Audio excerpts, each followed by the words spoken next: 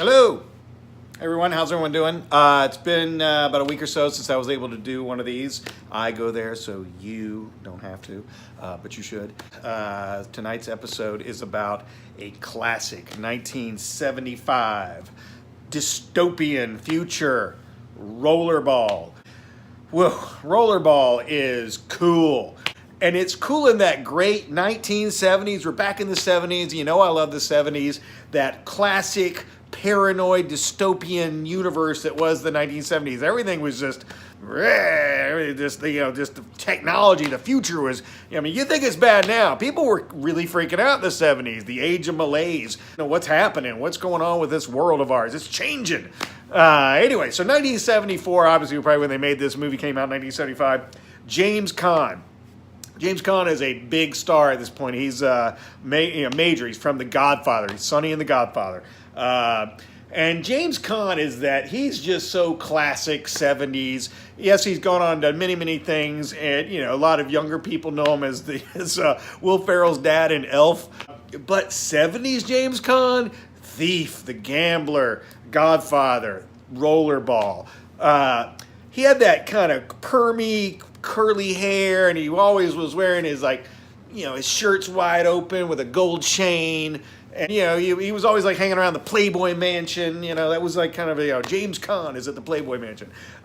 Anyway, so 1974, 75, Rollerball. Okay, what's this movie about? The movie is very simple. It's basically gladiators putting on a spectacle, bread and circuses for the people. It's the future. Actually, technically, from all my research, and this is probably in the book, actually, it's a short story written by a guy named William Harrison. So he did the screenplay for it, and it's set in this future, this dystopian future, which in the early 70s, I guess 2018 now, would have looked like this, the Rollerball world.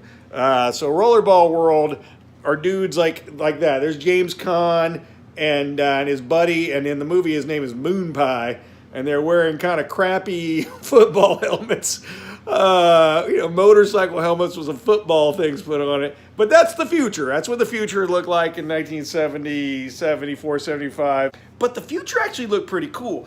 So let me get to it. So the film opens up, and it's now this kind of cool thing that they did, that Norman Jewison did.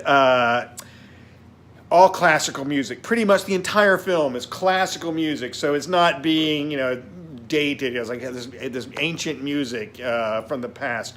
I believe Bach and Mozart and things like that are in the film. But then there is this one good scene that's a kind of a porn kind of 70s porn music. It's a party. But anyway, getting back, here's the story. So there are no more nations. The nations are over.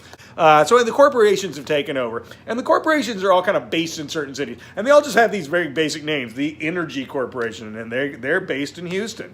And then there are corporations in other places. The Drug Corporation, I guess they're based somewhere, probably Indianapolis or somewhere where they make a lot of drugs.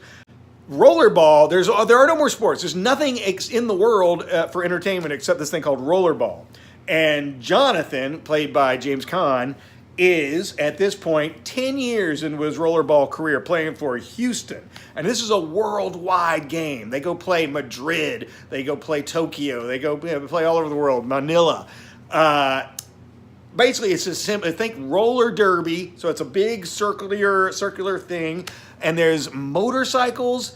There's guys on skates and those football helmets I just showed you. Here's James Caan. He's got this is what they dress like. This is the whole thing. And basically the whole point of this game is this, think of a roulette table. A ball shoots out, a little silver ball. There it is.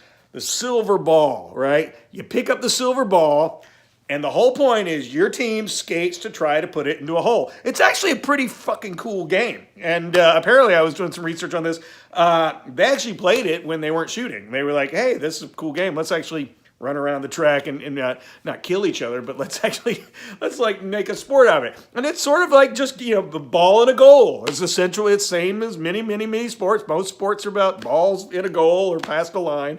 But here's the thing. the corporate wars have happened. These corporations have taken over, and John Houseman, if you know John Houseman from like the Paper Chase and the old John Houseman, he runs the Energy Corporation, and he comes to Jonathan, who's becoming very famous. All the fans show up in the audience, and they're like, Jonathan, Jonathan. Well, here's the deal with Rollerball. Rollerball is basically invented by the corporations to tell people the futility of being an individual. Yeah, it's all about the group. The group works together. The group, the guys on the motorcycles, no stars. They don't want stars. And Jonathan has become a star, which means he's dangerous. They don't like that. So they basically come to him and they say, dude, you got to retire. You're done. After this game, they're gonna make this TV show, this great retirement special. You're the most famous rollerballer that's ever been. You've scored a bazillion points in rollerball, and we're gonna have this thing. And I need you. And John Houseman is like, I need you to announce your retirement. And James Caan's sort of like, yeah, man, this is all I do. I'm just a rollerballer. It's like, this is my thing. And also a little subplot. Apparently, the corporation once took his wife, played by Maude Adams. Maude Adams, for Bond fans, you'll know her. She's Octopussy. She was also in The Man with the Golden Gun. She was also in View to a Kill. She's been in 3 James Bond movies, but she was an extra in View to a Kill. She was just there hanging out with the Broccolis, friends with everybody. She was like, I want to be in the background. So she's actually in 3 James Bond movies. But anyway, so Maude Adams was his wife, Ella. But she got taken over by some corporate guy who got her a villa in Rome, and they live in Rome. She's wealthy. Basically, no one's poor anymore. There's no poverty, really. There's people are just kind of taken care of. Everyone eats these little pills all day. You're popping pills, and I guess the pills make you feel like, hey, I'm just feeling good. I'm just watching Rollerball. Well, anyway, so Rollerball, so the corporation is not happy with Jonathan not wanting to retire. And they tell him, dude, you have to retire before this Tokyo game. And so Houston's going to go play Tokyo, and he's like, no way, man, I'm going to go play Tokyo. And this is pretty cool. This is the Tokyo Houston poster. Look at that. Oh my God, that's so cool. I want this poster. So they go there to go play Tokyo. Tokyo is, now they have their rollerball guys are like these little samurais, and that's what they say, oh, those guys are like samurais. I thought it was kind of funny. They're wearing their football helmets, but a lot of these guys are actually wearing regular glasses, just like regular steel rim glasses, like, there's no face mask on these football helmets, so a lot of violence happens in the rollerball track. So what's happening though? So trying to get Jonathan out of this game. So they just keep changing the rules. They're like, well, you sign a contract, and the contract it says, we can change the rules all we want. And in this game coming up, there's going to be very few substitutions and no penalties. No penalties. So. Basically just beat the shit out of each other. The first rollerball game you saw, they were playing Madrid, and there was penalties, and people got called out. There's refs out there going, you come out of the game. Now they're playing Tokyo, no penalties, so they're hoping, Jonathan gets beat up enough that he wants out of the game, and they do. They beat the shit out of him, and he gets pulled out, but it wasn't enough to get him out of the game. Anyway, there's a bunch of scenes. So Jonathan's trying to figure out what's going on in this world. And he flies to Geneva. Someone told him that there's the computer. It's called Zero, and it is in Geneva. And it'll tell him who is this corporation and why? What are the corporate wars? No one seems to know anything about their past. I mean, people they don't care. They're eating the white pills. They don't care. Jonathan's like, man, I'm kind of a rollerballer and I'm an athlete, but I kind of want to know what the deal is. And so he goes to hang out in Geneva for a little bit, and he talks to his computer, which is basically a big box full of water. And apparently in the 70s, the digital world is liquid. And the computer is, as you think, it's like HAL, it talks to you and it says, I cannot give you that information, negative, negative, negative. He's asking, what are the corporate wars? And the guy, Ralph Richardson, the great Ralph Richardson, is like the crazy weird old scientist going, oh, the old computer here. He lost the 13th century the other day. Literally, that's one of the things. The 13th century was just deleted, but no one cares. It was the 13th century. I mean, no one's asking questions about it. Basically, this is obviously there's no internet at this time. They didn't think about the internet in the 70s. They didn't think that would be happening. You have to go to these repositories to talk to computers. But anyway, so you got this cool organ music going through the whole thing, all this symphonic music, except there was this party scene, as I mentioned. They had that porn music. But anyway, Rollerball is dark, and it's weird. And then it gets darker because basically Jonathan, the James Caan character, is not quitting yet. And they're like, well, we got to get this guy out of here. Now, one cool thing about the film is I love films from this period, especially Rollerball, because everyone's dressed. It's supposed to be the future, the future. But everybody, like the crowd, they all look like they're at a Bad News Bears game. Like like in the 70s. I mean, they're all, it's like, like the part in the middle, long hair, with the wings and just bad t-shirts and, just kind of halter tops. And, it just doesn't, the audience doesn't feel like the 70s. I mean, it looks like the 70s. It doesn't feel like the future. And they have that great rollerball font. And I showed you on that poster. And there actually is a rollerball font, if you can see that. I mean, you can go to defont.com and get that really cool rollerball font. I love the rollerball font. I'm definitely getting it. I just found that out. That's right.